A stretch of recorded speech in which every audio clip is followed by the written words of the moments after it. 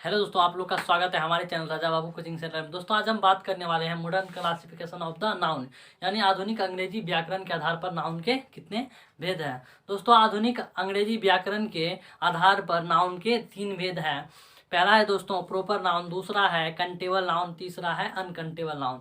चलिए दोस्तों बारीकी से हम लोग देख लेते हैं इसके परिभाषा। पहले दोस्तों एक थोड़ा सा नोट पॉइंट बोलिए या कुछ बोलिए, नहीं बोलिए मुझे नहीं पता है, बस देख लीजिए एक बार।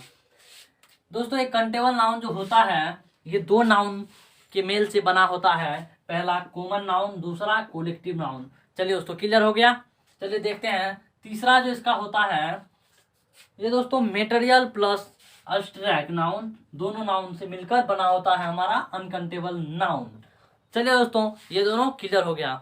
चलिए अब देख लेते हैं पहला यानी प्रॉपर नाउन किसे कहते हैं। दोस्तों प्रॉपर नाउन, जैसे दोस्तों प्रॉपर नाउन जो हो गया किसी व्यक्ति, जानवर, स्थान, वस्तु के खास नाम का जो बोध कराता है उसे ही प्रॉपर नाउन कहते हैं।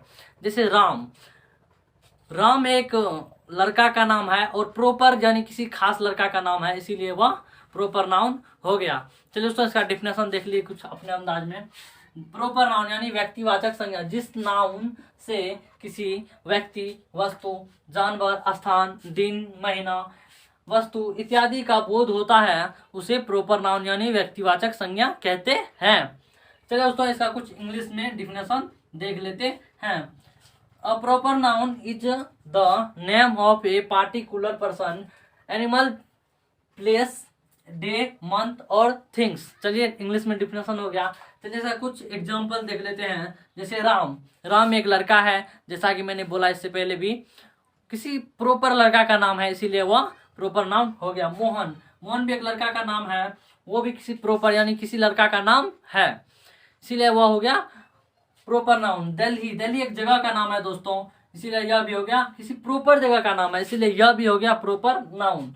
संडे, संडे दोस्तों एक दिन का नाम है और प्रॉपर दिन का नाम है, यानी किसी खास दिन का नाम है, इसीलिए यह भी हो गया, संडे भी हो गया प्रॉपर नाउन। चलिए दोस्तों देख लेते हैं जनवरी, जनवरी भी दोस्तों एक माह का यानी मंथ का नाम है, इसीलिए यह भी दोस्तों हो गया प्रॉपर नाउन। रामायण, रामायण दोस्तों एक बुक का नाम है, यह भी हो गया अपना प्रॉपर नाउन, क्योंकि यह भी किसी खास बुक का नाम है।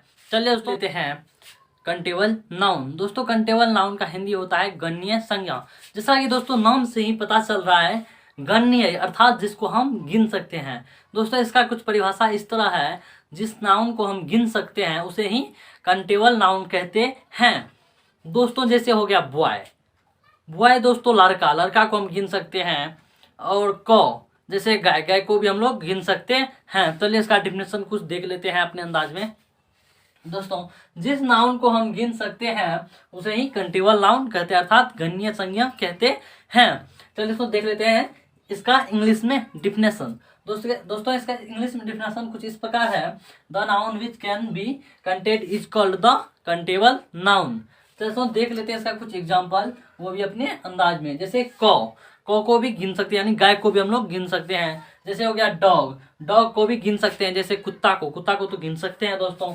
मैन यानी आदमी, आदमी को भी हम लोग गिन सकते हैं, अर्थात ये भी कंटेबल नाउन है। बुक, स्टूडेंट, इन सबको भी हम लोग गिन सकते हैं, अर्थात ये भी कंटेबल नाउन की श्रेणी में आता है। चलिए दोस्तों देख लेते हैं अनकंटेबल नाउन, इस जानी इसका तीसरा भेद अनकंटेबल नाउन यानी कि अगण्य संज्ञा। दोस्तों जैसा कि नाम से ही पता चल रहा है अगण्य अर्थात जिस नाउन को हम गिन नहीं सकते उसे अनकंटेबल नाउन कहते हैं। जैसे कि ऑयल हो गया, वाटर हो गया, बटर हो गया। दोस्तों ऑयल यानी कि तेल, तेल को हम लोग पैमाना में यानी नाप तो सकते हैं लेकिन गिन नहीं सकते हैं। कैसे गिनिएगा, नहीं गिनना पॉसिबल नहीं है, इसलिए दोस्तों इसे पैमाने के तौर पे नापा जा सकता है पर गिना नहीं जा सकता, इसीलिए यह अनकंटेबल नाउन की श्रेणी में आता है। चलिए दोस्तों इसका कुछ अपने अंदाज में डिफिनेशन देख लेते हैं। जिस नाउन को हम गिन नहीं सकते हैं उसे अनकंटेबल नाउन कहते हैं। चलिए दोस्तों हिंदी में डिफिनेशन हो गया, कुछ इंग्लिश में इस प्रकार डिफिनेशन है इसका।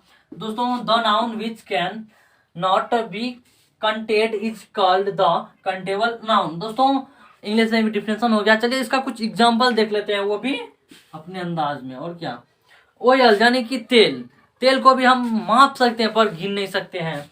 जैसे वाटर, वाटर को भी दोस्तों हम गिन नहीं सकते पर माप सकते, इसीलिए यह भी हो गया अनकाउंटेबल नाउन। फ्लोर यानी आटा, आटा को भी दोस्तों नाप सकते हैं यानी माप सकते हैं, बट पर गिन नहीं सकते हैं। चाइल्डहुड बचपना, बचपना को दोस्तों अनुभव कर सकते हैं पर गिन सकते हैं नहीं। फिर डर, डर को भी दोस्तों हम गिन या नाप तोल नहीं सकते हैं पर अनुभव कर सकते हैं, इसीलिए डर भी हमारा हो गया अनकाउंटेबल नाउन। दोस्तों नॉलेज, ज्ञान, ज्ञान को भी मापा नहीं जा सकता है, ना ही तोला जा सकता है, ना ही गिना जा सकता है, इसलिए यह भी हो गया अनकाउंटेबल नाउन। चलिए दोस्तों देख लेते हैं सिंपैथी, सहानुभूति। सहानुभूति दोस्तों एक जो दूसरे आदमी को मदद या कुछ बोलिए हेल्प करते हैं उसे ही सहानुभूति दिखाना कहते हैं। दोस्तों ये सहानुभूति बहुत ही अच्छी चीज है, हम लोग को सहानुभूति करनी चाहिए एक दूसरे को।